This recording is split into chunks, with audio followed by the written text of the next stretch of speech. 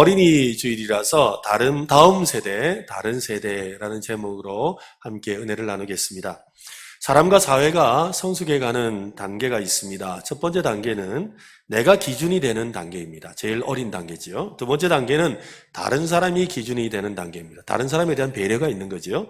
세 번째 단계는 원리가 기준이 되는 단계입니다. 여러분 생각에 이 세 단계 중에서 나는 지금 어디에 있는 것 같습니까? 가급적이면, 그죠? 성숙한 단계, 원리가 기준이 되는 단계를 살아가는 것이 중요합니다. 어떤 분이 말하기를 오늘날은 영적 사사시대와 닮았다라고 합니다. 어떤 점에서 그럴까요? 사사기는 모세와 여호수아로 이어진 이스라엘의 가나안 정착이 어느 정도 안정된 시기입니다. 이제 가나안 정복이 거의 끝이 나고 이제 정착해서 생활하고 있는 중에 일어났던 이야기를 적은 기록이 바로 사사기입니다. 그런 상황에서 일어난 사건들을 기록한 책인데요. 이 사사시대에 대한 성경의 평가는 아주 분명합니다. 사사기 17장 6절에 보면 그때에는 이스라엘의 왕이 없었으므로 사람마다 자기 소견에 옳은 대로 행하였더라. 그때에는 이스라엘에 왕이 없었기 때문에 사람들이 자기 소견에 옳은 대로 행하였다라고 합니다. 자기 소견에 옳은 대로 행하는 시대, 이것이 바로 사사시대였습니다. 첫 번째 단계인 내가 기준이 되는 시대죠. 즉 내가 하고 싶은 대로 하는 거지 뭐. 내가 하고 싶으면 하는 거지. 내가 하기 싫으면 안 하는 거지 뭐. 내 마음에 들면 하는 거야 라고 생각하는 내가 기준이 되는 그런 단계였다는 것입니다. 그러니까 아주 영적으로 또한 사회적으로 미숙하고 또 어린 단계에 있었다는 것이지요. 사사기를 천천히 읽어가다 보면 그 당시에 그 사회 상황과 또 일어났던 사건들이 얼마나 영적으로 타락하고 수준 낮은 사회였는지를 우리가 깨닫게 됩니다. 그런데 사사기 말씀에는 이스라엘의 왕이 없었으므로 라고 전제하고 있습니다. 그러니까 그들이 자기 소견에 옳은 대로 살았던 이유가 이스라엘의 왕이 없었기 때문이다 라고 표현하고 있지요. 즉 무슨 말입니까? 두 번째 단계, 다른 사람이 기준이 되는 단계를 말하고 있지요. 여러분, 이스라엘에 왕이 없어서 그렇게 타락했을까요? 다른 사람이 기준이 되는 단계에 이르지 못하는 것이 영적 타락의 원인이었겠습니까? 한번 생각해 보세요. 우리가 지금 못 살게 된 것이 누구 때문입니까? 내가 지금 이렇게 예수를 잘 못 믿게 된 것이 내가 저 사람이 없어서, 내가 저 사람이 옆에 없어서 라고 말한다면 그것 또한 옳은 생각이 아니지요. 그렇습니다. 오늘 말씀은 내가 기준이 되고 다른 사람이 기준이 되는 것의 한계를 보여주고 있습니다. 우리가 읽은 본문이요. 7절 말씀을 다시 한번 보십시오. 백성이 여호수아가 사는 날 동안과 여호수아 뒤에 생존한 장로들 곧 여호와께서 이스라엘을 위하여 행하신 모든 큰 일을 본 자들이 사는 날 동안에 여호와를 섬겼더라. 무슨 말입니까? 자기가 기준이 되고 다른 사람이 기준이 되는 삶을 살았다는 거예요. 그래서 먼저는 내가 예수 잘 믿었고 하나님 잘 믿었고 신앙 가지고 있었다는 겁니다. 그리고 옆에서 잘 믿는 사람들을 보고서 그들도 따라서 잘 믿었다는 거죠. 그런데 그렇게 내가 기준이 되고 다른 사람이 기준이 되는 삶의 한계는 어디 있습니까? 그들이 사는 날 동안에 섬겼다. 무슨 말입니까? 그들이 죽고 난 뒤로 제대로 못 살았다는 거죠. 사람들이 있을 때는 그런 대로 살았다는 거예요. 그런데 그 사람들이 사라지자 엉망이 되었다라는 말입니다. 그래서 오늘 본문 10절 말씀을 한번 보십시오. 같이 한번 읽겠습니다. 같이 시작.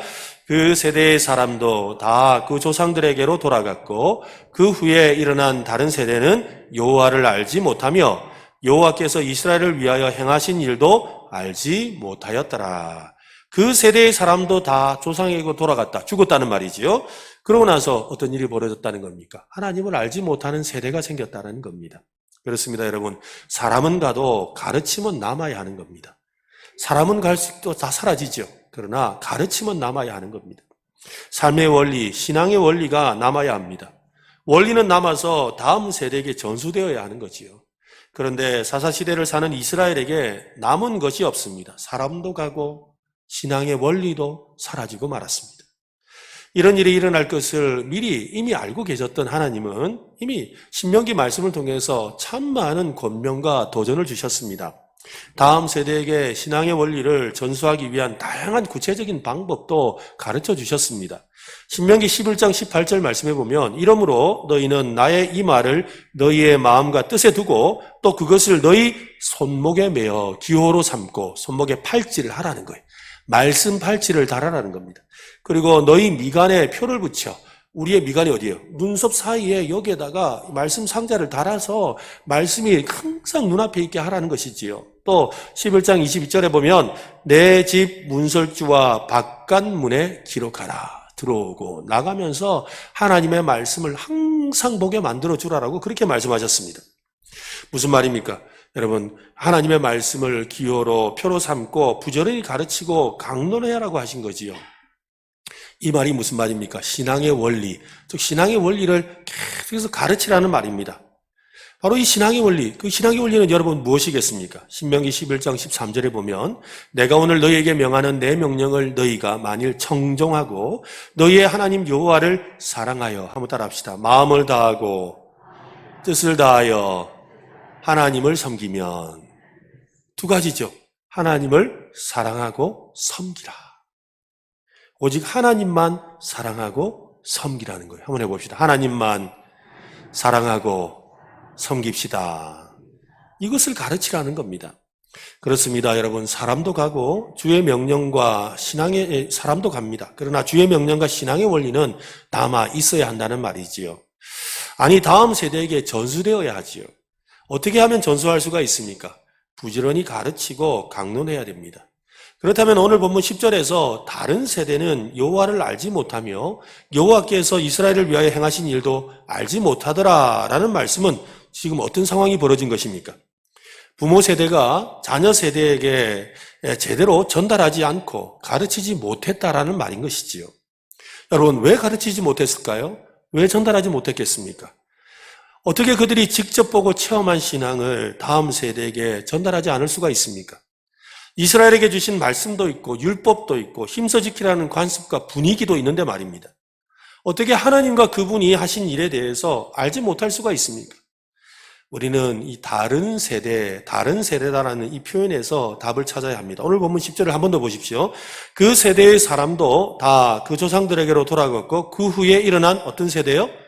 다른 세대라는 거예요. 다른 세대는 여호와를 알지 못하며 여호와께서 이스라엘을 위하여 행하신 일도 알지 못하였더라.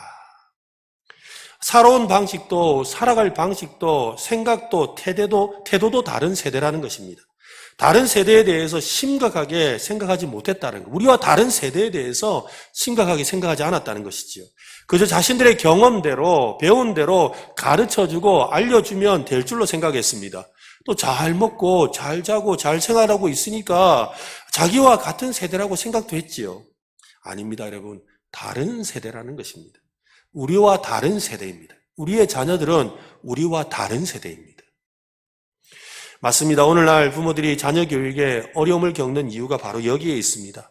많은 교회가 다음 세대를 위해서 투자하고 노력함에도 불구하고 실패를 하고 있는 이유도 여기에 있습니다. 다른 세대에 대한 이해가 없이 접근하고 가르치려고 하기 때문인 거지요. 새 포도주는 새 부대에 담아야 된다고 예수님이 말씀하셨습니다. 왜 그렇습니까? 낡은 부대는 어떻게 돼요? 이미 팽창할 대로 팽창해 있어요.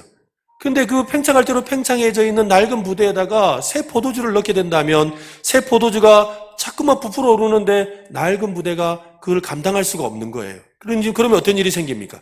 낡은 가죽 부대가 터져버리는 거예요. 터져버리면 가죽 부대도 못 쓰게 되고 포도주도 못 쓰게 되는 겁니다. 그래서 새 포도주는 새 부대에 담아야 된다고 말씀하는 거죠. 오늘날의 문제도 바로 이와 같습니다. 그렇다면 이런 어려운 상황에서 우리 기성세대는 다른 세대를 위해 무엇을 해야 됩니까?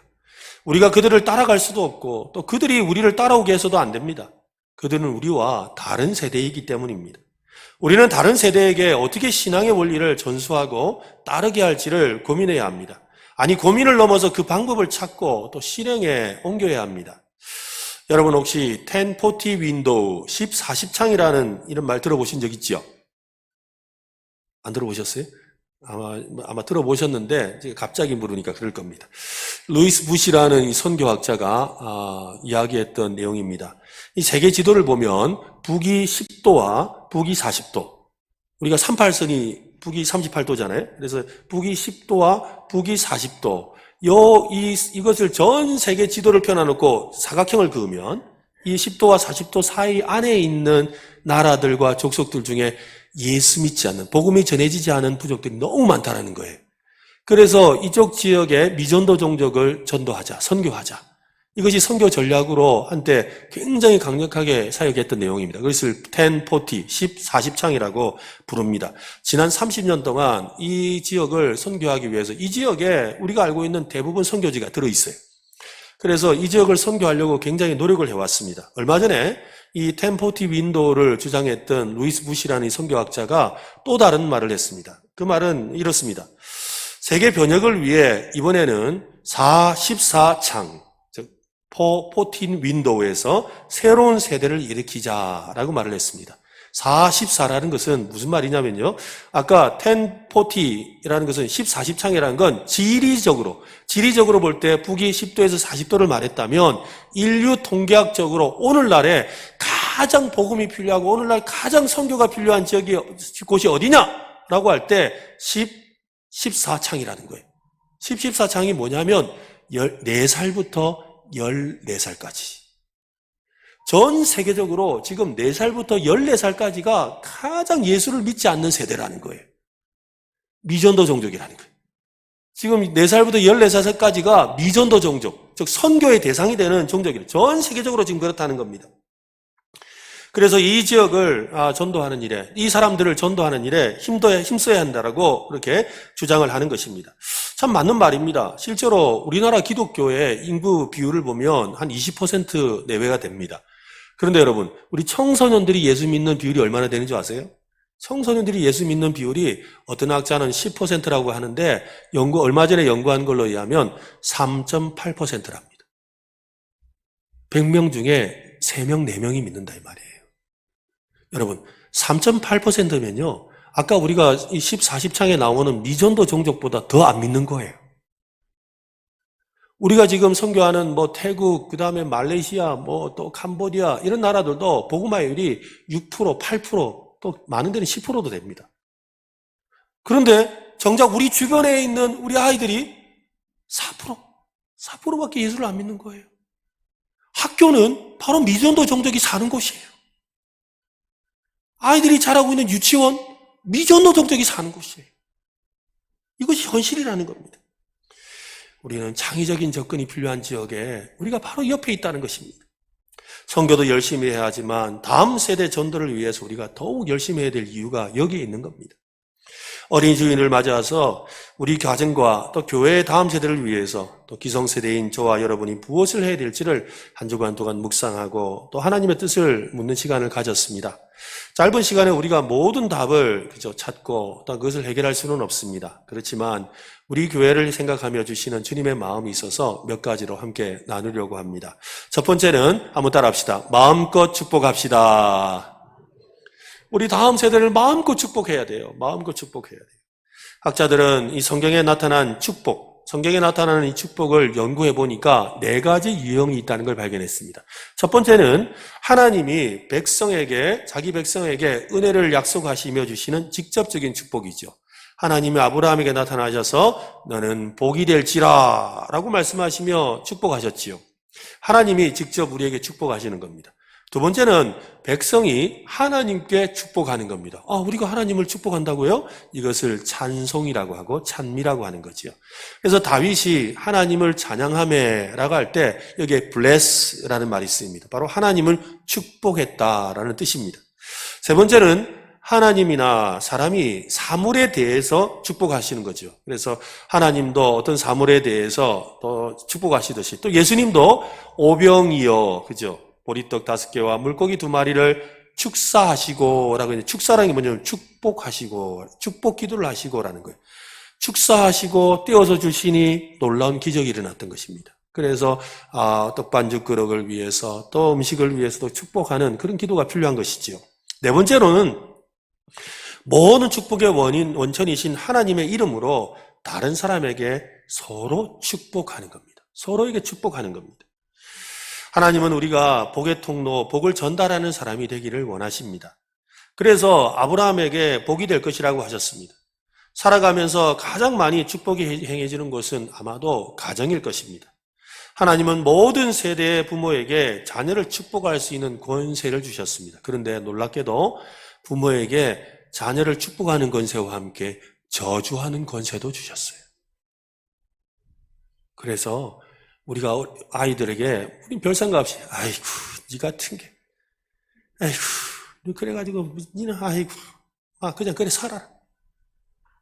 아이고 니 같은 게 아이고 내가 지난번에 안 나오려다가 나왔더니 참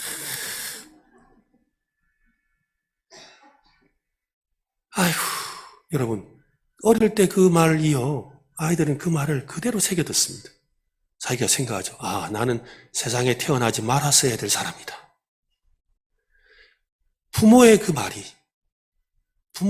축복의 말이 될 수도 있고 저주의 말이 될 수 있다는 거예요. 이왕이면 축복의 말을 많이 하시기 바랍니다. 여러분, 축복의 말을 많이 해요. 과거에 했던 말은 일단 다 기억해서 지워버리고 어떻게 할 방법은 없으니까 축복의 말을 지금부터라도 많이 하셔야 돼요. 날마다 축복하셔야 돼요. 안타깝게도 많은 부모들이 이것을 깨닫지 못한 채 말을 함부로 하고 있습니다. 예수를 믿든지 믿지 않든지 상관없이 모든 인류에게 주신 하나님의 선물, 자녀를 축복하는 권세를 사용해야 합니다. 그러므로 우리는 부모는 자녀를 축복해야 되죠. 날마다 축복하고 마음껏 축복해야 됩니다. 이를 위해서 오늘 여러분들 그 예배 마치면 우리 자녀들에게 축복한다 하고 한 말씀씩 좀 하시기 바랍니다. 한번 연습 좀 합시다. 얘야 축복한다.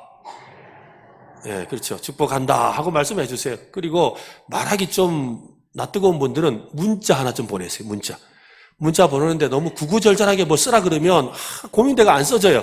그냥 이렇게 쓰세요. 축복한다. 네 자만 쓰세요. 그러면 갑자기 이 문자 받은 자녀들이 놀래가 이게 뭐예요? 하고 전화 올 거예요. 그러면 자녀들이 전화도 오고 얼마나 좋아요. 뭐 하라고요? 축복한다. 문자 하나 보내시라는 거예요.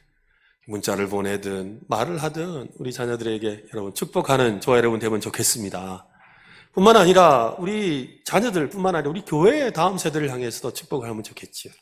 오늘 만나는 우리 다음 세대를 위해서도 그렇게 축복할 수 있기를 바랍니다. 유대인들은 지금도 애굽의 노예였던 그 과거를 기억하기 위해서 6월절만 되면 그들의 식탁에서 몇 가지 상징적인 음식을 차립니다. 이 종살이의 그 쓴맛을 기억하기 위해서 쓴 나물을 먹고 또 급하게 우리 출애굽을 하느라고 바빴다는 것을 기억하기 위해서 누룩이 들어가지 않은 마짜라는 무교병을 먹습니다. 그리고 고난 속에서도 끝까지 믿음을 지키며 굳은 결심을 하고 살아야 된다는 의미로 삶은 계란을 먹고 그리고 마지막으로 식후에 아라자라는 달콤한 음료수를 마시는 것을 통해서 우리가 승리하였다라는 것을 기념하게 합니다. 이렇게 6월절 식사가 끝나고 나면 아버지가 이제 자녀들을 다 부릅니다. 자녀들을 다 원근강처에 있던 자녀들을 부르지요. 불러서 이제 축복을 해줍니다. 하나님은 저희 아들이 에브라임과 므낫세 같이 되게 하소서. 하나님 저희 딸이 사라와 리브가와 라헬과 레아 같이 되게 하소서라고 아이들의 이름을 불러가며 축복을 해준다는 겁니다. 여러분 이번에 우리 다음 주가 이제 어버이날도 되고 이러는데 자녀들 찾아오면 축복해 주시기 바랍니다. 축복해 주면 자주 옵니다. 자주 와요. 그렇습니다. 부모 여러분, 우리는 자녀를 축복할 권세를 가지고 있습니다. 우리의 입술로 자녀를 축복할 수 있고 또 저주할 수도 있다고 했습니다. 이왕이면 자녀를 축복하는 권세를 사용해야 합니다. 그런데 어떤 분은 축복을 선언하는 것을 기도하는 것으로 착각하는 분이 있어요. 그래서 축복을 선언하는 것을 기도했다고 그래요. 목사님 나는 매일 축복합니다. 그래요. 언제요? 그러니까 매일 기도 시간에 내가 자녀들 축복하며 기도하는데요. 그래요. 여러분 그건요 기도예요. 그건 기도라고요. 하나님께 드리는 기도잖아요. 여러분이 하는 그 기도를 여러분 자녀가 못 들어요. 우리의 입술의 권세가 있기 때문에 우리 자녀들에게 말해줘야 되는 거예요. 그래서 기도만 하고 될 것이 아니라 말로 축복해줘야 돼요. 이것이 너무 중요하다는 거지요. 이 히브리서 11장 20절로 21절에 보면 이런 말씀이 있어요. 믿음으로 이삭은 장차 있을 일에 대하여 야곱과 에서에게 말로 축복하여 하였으며 또 21절에 믿음으로 야곱은 죽을 때에 요셉의 각 아들에게 뭘로? 말로 축복하고 그의 지팡이 머리에 의지하여 경배하였으며 세대에서 세대로 흘러가고 있죠. 어떻게 해요? 이삭이 야곱에게, 야곱이 요셉에게 이 축복이 흘러가고 있는 겁니다. 우리 은혜로 교회 성도들의 가정에는 이 축복이 흘러갈 수 있기를 바랍니다. 흘러가려면 내가 말해야 되는 거예요. 내가 축복을 해줘야 돼요. 내가 축복을 해줘야 은혜가 흘러가는 것입니다. 우리 기성세대들 다시 한 번 더 부탁드립니다. 오늘 어린이 주일이니까 예배 마치고 나가들랑 우리 아이들 막 돌아다닐 거예요. 돌아다니면 얘야 축복한다 그러면 애들이 놀랄 거예요. 그러나 애들한테 얘들아 축복한다 축복한다 하고 말하는 모든 성도들 되시기를 바랍니다. 그럼 아이들이 너무 좋아해요. 너무 좋아해요. 저도 우리 은혜로 교회 와서 아이들 볼 때마다 누구야 하고 이름 아는 애들은 이름을 불러주고 그러면 목사님이 내 이름 알아요 그래요. 또 어떨 때는 찬양인도 끝나고 나가는 청년들한테 아이고 오늘 너무 수고했다 너무 찬양을 잘한다 고맙다 라고 하면 아유 목사님이 이렇게 칭찬해 주니까 너무 좋다는 거예요. 그러니까 자꾸 이렇게 교회 오고 싶고 또 교회 와서 행복하고 자신감도 생기고 용기도 생기는 거예요. 우리 교회는 자녀를 또 다음 세대를 축복하는 성도들로 충만하시기를 바랍니다. 두 번째로는 제대로 가르쳐야 합니다. 제대로 가르쳐야 합니다. 우리 아이 절대 교회에 보내지 마라 라는 책이 있어요. 책 제목이 너무 파격적이고 그래서 좀 찾아서 살펴봤는데요. 살펴보니까 우리 아이를 교회에 보내지 말아야 될 10가지 이유를 소개하더라고요. 내용은 이렇습니다. 역사의식이 제로가 된다. 왜냐하면 성경의 이야기를 막 중심으로 보다 보니까 뭐냐면 당군시나 뭐 이런 거하고 말이 안 맞다는 그래서 학교에서 공부하는 이게 서로 안 맞아서 문제가 생길 수 있다. 또 합리적인 사람이 되기 어렵다. 믿음만 가지면 된다 이러다 보니까 합리적이지 않다는 거예요. 또 이중인격자가 되고 앞에서는 사랑한다 그러고 뒤에서 딴짓한다고. 또 종교 바보가 따로 없다. 또 일요일에 아이들을 좀 쉬게 해주자. 또 교회는 죄인 양성소다. 교회만 오면 나 죄인입니다 하니까 그렇다는 거예요. 남을 배척하는 꼴통이 된다. 또 경쟁력에서 뒤처진다. 또 남의 이야기 세뇌당하는 것이다. 그렇게 이야기를 해요. 그리고 교회는 곧 사라질 운명이다.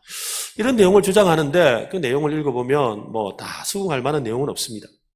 그런데 읽다가 제 마음에 우리 교회에서 가르치고 또 가정에서 가르치고 있는 신앙교육의 현주소가 혹시 이것은 아닐까라는 생각이 드는 거예요. 우리는 잘 가르친다고 가르쳤는데 그것이 우리 다음 세대에게 우리 자녀들에게 정말로 오히려 반감을 갖게 만들고 더 교회를 오고 싶지 않도록 만드는 것은 아닌가라는 그런 생각을 갖게 되었습니다. 여러분 자녀에게 우리는 바르게 가르쳐야 됩니다. 내가 먼저 바르게 써야 되죠. 이를 위해서는. 내가 먼저 제대로 알아야 제대로 가르칠 수가 있어요. 저는 어릴 때 주일학교를 참 열심히 다녔습니다. 열심히 다니고 제가 다녔던 주일학교가 보통 주일학교가 아닙니다. 정말 좋은 주일학교를 나왔습니다. 제가 어여서 배운 이 성경 지식이 지금 이 목회하면서 많이 그 중심에 기초가 되어 있는 걸 보거든요. 근데 제가 대학에 들어가서 성경을 공부하다 보니까 내가 어릴 때 배웠던 내용 중에 잘못된 내용들이 좀 있더라고요. 그냥 이렇게 신앙으로만 생각하고 받아들이기에는 조금 문제가 있는 내용들이 있다는 걸 알게 되었어요. 그래서 더 열심히 공부하게 되었죠. 그러면서 제 마음에 꼭 내가 앞으로 목회를 하고 다음 세대를 할 때, 다음 세대를 양육할 때 바르게 가르치는 일을 참 중요하게 해야 되겠다 생각을 하게 되었어요. 그래서 사실은 저는요 어린이들 또 다음 세대에서 굉장히 관심이 많습니다. 이 아이들을 바르게 양육하는 일에 굉장히 제 마음의 중심에 있어요. 그래서 아이들이 어떻게 하든 교회 많이 왔으면 좋겠고 말씀 많이 들었으면 좋겠고 또 제대로 신앙이 자라갔으면 좋겠어요. 그런 마음이 제 속에 가득한데 근데 이렇게 보면 저도 마찬가지로 내가 만약에 바르게 배우지 못했다면 나는 바르게 가르칠 수가 없는 것이지요. 믿음의 계승이나 전수는 그냥 자연스럽게 되는 것이 아닙니다. 가정에서 자녀들이 부모님의 신앙생활하는 것을 옆에서 본다고 해서 부모님처럼 신앙생활할 것이라고 생각한다면 큰 착각입니다. 큰 오산입니다. 오늘 본문에서 모세와 여호수아와 가나안을 경험한 이 세대들이 죽고 나자 어떻게 하나님을 모를 수가 있습니까? 아니 왜 하나님이 행하신 일을 알지 못할까요? 그들이. 답은 단순합니다. 여러분 그들이 왜 알지 못했을까요? 그들이 왜 하나님을 몰랐을까요? 왜 몰랐을까요? 가르쳐 주지를 않았으니까요. 가르쳐 주지 않았기 때문에, 알려주지 않았기 때문입니다. 사람은 교육과 훈육을 통해서 배우고 알고 깨닫습니다. 알아서 잘하겠지. 지금까지 옆에서 봤으니까 잘 알겠지. 우리보다 똑똑하니까 잘 따라오겠지. 지금은 저래도 언젠가는 하겠지. 그 생각이 문제입니다. 어느새 부모 세대는 노인이 되어버렸고 자녀 세대는 너무 멀리 가 있고 머리가 커져가지고 이제 말을 안 들어요. 이것이 현실이지 않습니까? 유네스코에서 발표한 보고서에는 왜 교육해야 되는가에 대한 답이 있습니다. 첫째, 알기 위해서 교육해야 된대요. 두 번째로는 행하게 하기 위해서. 세 번째로는 함께 잘 살게 하려면 교육해야 된대요. 그리고 네 번째로는 잘 살게 하려고. 진짜 잘 살게 하려면 교육해야 된다. 여러분, 맞습니다. 제대로 가르쳐야 모두가 잘 살게 되는 거예요. 나만 잘 살고 내 자녀는 믿음 없이 살아도 되는 거 아니잖아요. 그렇지 않습니까? 우리 때는 마음껏 누리고 우리 다음 세대는 대충 살아도 그거 아니잖아요. 모두가 다 잘 살려면, 모두가 함께 잘 살려면 가르쳐야 되는 거예요. 최고의 가르침은 삶으로 가르치는 겁니다. 보여주고 알게 하고 따라하게 하고 스스로 하게 하는 바로 그것이지요. 그러므로 먼저는 저와 여러분과 같은 기생세대들이 제대로 살아내어야 하는 거지요. 운전을 할 줄 모르는 사람이 어떻게 운전을 가르치겠습니까? 영어를 못하는데 어떻게 영어를 가르칩니까? 그럴 수가 없는 것이지요. 내가 먼저 배워야 합니다. 그런 점에 있어서 우리 온 성도들 먼저 배우시기를 바랍니다. 먼저 제대로 배울 수 있기를 바랍니다. 제대로 배우고 가르쳐야 합니다. 비행기를 타보면 비행기 이제 출발하기 전에, 이륙하기 전에 이 스튜디오스들이 나와가지고 위급 상황에 대해서 설명을 하잖아요. 설명을 하면서 설명하는 것 중에 하나가 만약에 어떤 이 조난사고가 생기게 되면 이 머리 위에서 산소 마스크가 내려온답니다. 그래서 산소 마스크를 이렇게 어떻게 쓰라고 설명을 해주죠. 그래서 이 조난 시에 이 산소 마스크를 착용하는 그 방법을 이렇게 설명한 책자를 이렇게 읽어보면 참 재미있는 내용이 나옵니다. 이 자녀를 동반했을 경우 엄마와 아이가 있는데 여러분, 엄마와 아이 중에 누가 먼저 산소 마스크를 써야 되겠습니까? 누가? 역시 똑똑들 하시네요. 보통 다른 데 가면 아이라 그러는데 우리 은혜로 교회는 수준이 있네요. 맞아요. 엄마가 먼저 써야 돼요. 우리 생각에는 아이를 먼저 씌워야 될 것 같잖아요. 애가, 그죠? 어째야 될 것 같아요. 그런데 왜냐하면 비행기에서 사고가 났을 때는 급작스럽게 일어나는 일이기 때문에 순간적으로 공기가 사라지면서 질식할 수 있는 상황이 온다는 거예요. 그런데 아이를 씌워주느라고 엄마가 쓰지 못하게 되면 아이는 마스크를 썼지만 엄마가 마스크를 못 쓰는 이 상황에 대해서 아이가 엄마를 도와줄 수가 없는 거예요. 그래서 엄마가 먼저 마스크를 쓰고 그러고 나서 아이가 조금 늦게 쓰더라도 혹여나 문제가 생기더라도 얼마든지 마스크를 씌우고 그 다음 조치를 할 수가 있으니까 엄마가 먼저 써야 된다는 거예요. 이 말은 우리가 참 많은 것을 생각하게 만들지요. 우리는 자녀가 잘 되기를 바라고 자녀만 잘 되면 된다고 생각했는데 사실은 누구부터? 나부터. 내가 마스크를 잘 써야 돼요. 내가 먼저 바르게 살아야 돼요. 내가 먼저 온전한 삶을 살아야 되는 거죠. 이것을 말하고 있는 것입니다. 오늘 본문 10절을 한번 다시 보십시오. 그 세대의 사람도 다 그 조상들에게로 돌아갔고 그 후에 일어난 다른 세대는 여호와를 알지 못하며 여호와께서 이스라엘을 위하여 행하신 일도 알지 못하였더라. 그 후에 일어난 다른 세대가 하나님을 알지 못하는 것은 부모 세대가 제대로 가르치지 않았기 때문이라는 겁니다. 여러분 혹시 성경과외라는 말 들어보셨어요? 성경과외? 자, 아이들을 위해서 우리가 영어 못하면 영어과외도 하고 수학 못하면 수학과외도 하고 과학 못하면 과학과외도 하잖아요. 근데 여러분 자녀들 성경 모른다고 성경과외 시켜본 적 있습니까? 성경 학원도 안 보내잖아요. 근데 제가요 성경과외를 해봤습니다. 한날 집사님들 몇 분이 찾아오셨어요. 목사님 우리 아이들 성경 좀 과외시켜주세요. 그래요. 아니 성경과외가 뭐예요? 내가 그랬어요. 그러니까 목사님 우리 아이들 영어 못하면 영어도 가르쳐 하는데 우리 아이들 성경 좀 가르쳐주세요. 그래요. 그 제가 농담으로 나는 고액과외라서 비싼데 이랬어요. 그러니까 얼마든지 상관없습니다. 목사님 가르쳐만 주시면 우리 학교 공부시킨다고 돈을 쓰는데 당연히 성경 공부하는데 돈을 써야지요. 그래요. 그러더니 정말로 아이를 한 8명 모아왔어요. 8명을 모아가지고 초등학교 초등부 아이들, 그러니까 5, 6학년 아이들하고 중학교 아이들을 데려왔어요. 데려와가지고 제가 8주 동안 성경 66권을 성경 과외를 시켜줬어요. 매주마다 아이들 엄마들이 와가지고 간식도 맛있는 거 사가지고 가져와서 아이들 막 주면서 그러면서 목사님 잘만 가르쳐만 주세요. 잘만 가르쳐만 주세요. 8주 끝났는데 여러분 진짜 고액가입비를 주더라고. 저는 돈을 주고 받고가 문제가 아니라 정말 그 마음이 너무 기쁘더라고요. 야, 내 자녀 성경 교육을 위해서 이렇게 투자하는구나. 내 자녀 성경 교육을 시키려고 이걸 세상에 영어 가르치는 것보다 더 중요하게 여기는구나. 그 마음이 참 감동이 되고 도전이 되더라고요. 맞습니다, 여러분. 아이들이 학교 공부만큼 신앙 교육도 우리가 관심을 가져야 돼요. 아이가 영어 못하면 영어 어떻게 공부시키려고 하듯이 아이가 기도 못하면 기도 잘하도록 가르쳐줘야 돼요.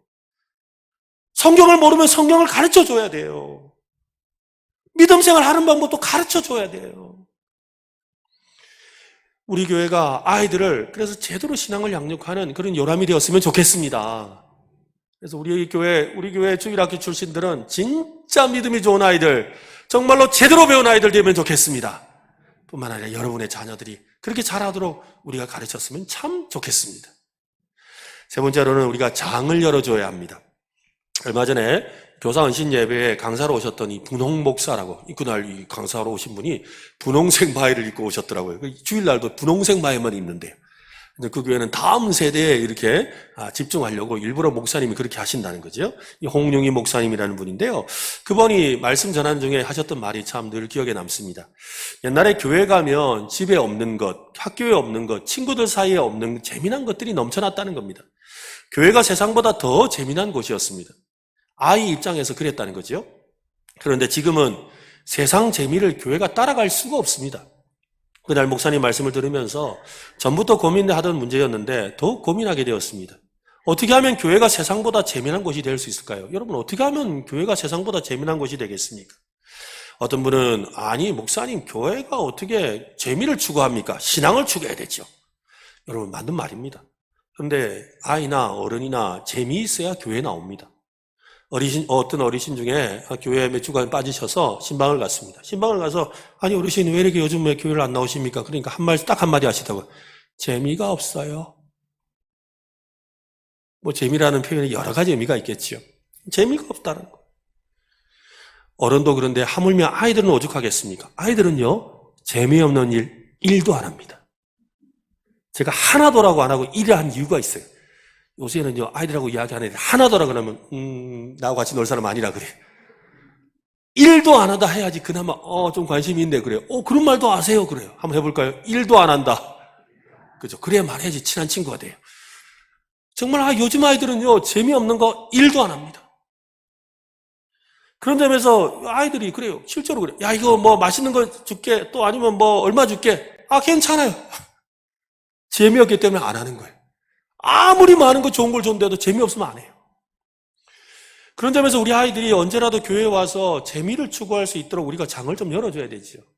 자기를 개발하는 재미, 친구 사귀는 재미, 먹는 재미, 노는 재미, 기타 치는 재미, 드럼 치는 재미, 또 인터넷 만드는 재미, 우리 지금 영상 만드는 것도 우리 중학생과 고등학생이 우리 LT나이가 했는데 이렇게 만들어서 막 보게 하는 이 재미, 그죠? 또 노래하는 재미, 성경 배우는 재미, 기도하는 재미, 전도하는 재미, 무엇보다 하나님을 만나고 예수님을 만나는 재미.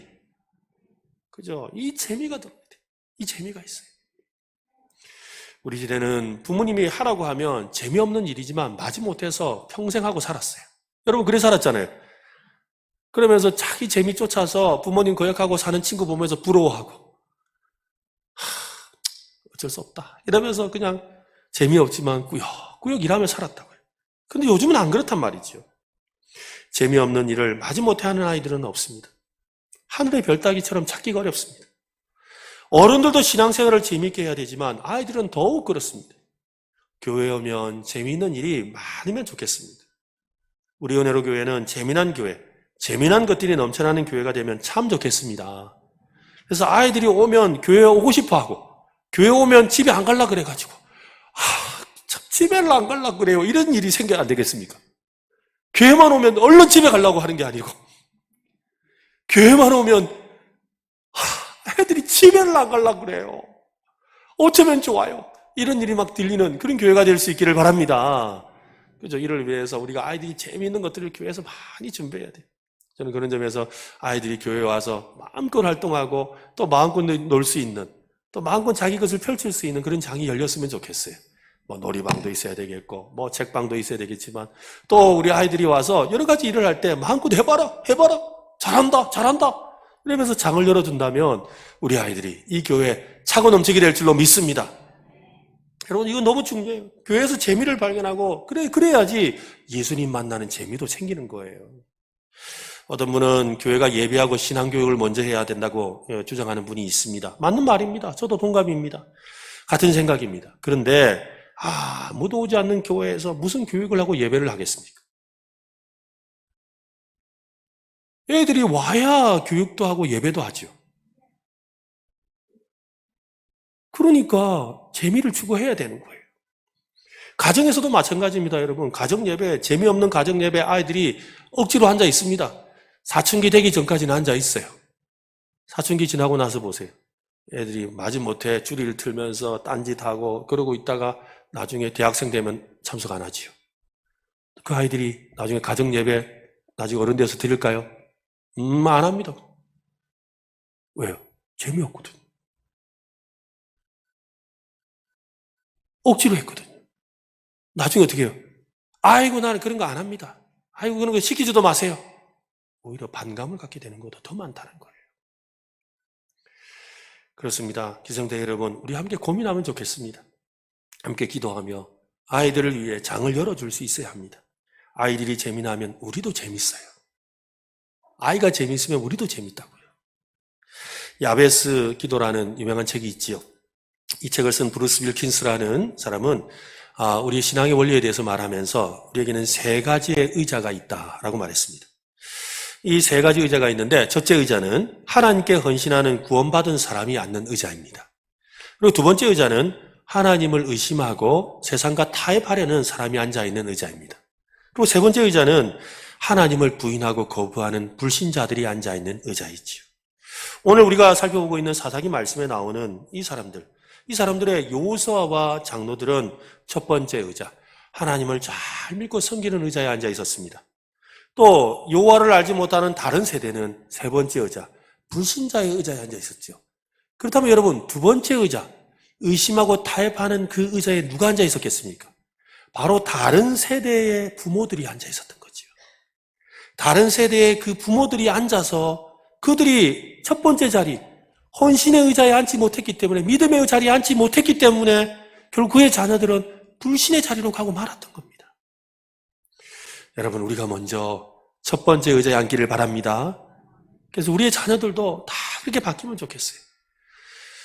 이번 주간 다음 세대에 대해서 이렇게 자료들을 살펴보면서 참 안타까운 사실은 주일학교에 있는 아이들 중에 남아있는 아이들의 비율이 30% 정도밖에 안 된답니다. 지금 우리 비전센터에 있는 저 아이들 중에 우리 작년이 되어서 신앙을 가지고 남아있을 아이들은 10명 중에 3명밖에 없다 이 말이에요.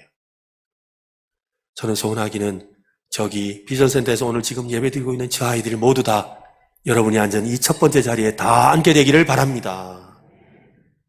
이것은요, 남의 일이 아닙니다. 우리가 함께 기도해야 되고, 우리가 가르쳐야 되고, 우리가 섬겨야 되고, 우리가 그들을 축복할 때 우리의 자녀들이, 우리 교회의 다음 세대가 우리와 함께 한 자리에 앉게 될 줄로 믿습니다. 그런 교회가 되기를 예수님의 이름으로 축원합니다.